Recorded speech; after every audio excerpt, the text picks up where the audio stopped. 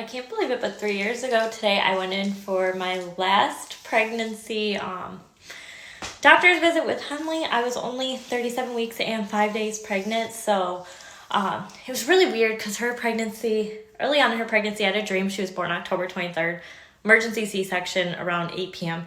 It was so weird, and I was like, going into that appointment, I kept joking with Jason and all my family, like, watch something happen and I have to go get induced, or they say, oh, you're so dilated, you need to go to the hospital or something. Well, the appointment before this, my blood pressure was creeping up, so it was something they had to check. Well, I went in for this appointment and my blood pressure was elevated again, so they told me to go home, get my bags packed, and to head to labor and delivery to be monitored. So called Jason, he got out of work, and then we headed to the hospital. We started my labor and induction process. Well, first we were monitored for blood pressure for a while. Then the doctor made the decision that my blood pressure was still elevated and that we should go through with an induction. So we started the induction. I was 0 centimeters, 0% effaced. I literally told them, I said, I took a birthing class. I know the statistics of being 0 and 0. This is probably not going to go anywhere. So I said, could we just schedule a C-section? And then it turned into a whole thing that she said, you'd have to fire your doctor. You're thinking selfishly, blah, blah, blah, because saying that I didn't want to handle the pain, which was not it. It was just, I knew the statistics of an induction at 0% and everything at 37 weeks and 5 days. So anyways, I was kind of felt bullied into the induction. So we started the induction process. It was very slow. We started with Cervidil or whatever. Did nothing.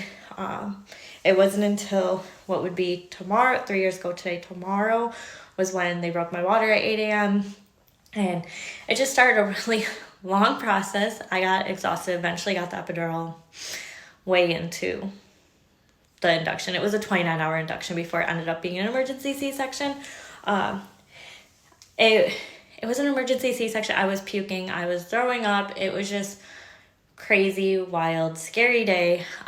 They said, we could give you an hour if you want to try to see if you'll dilate more before we do take you into the OR and do the C-section. And I said, just start getting it prepped.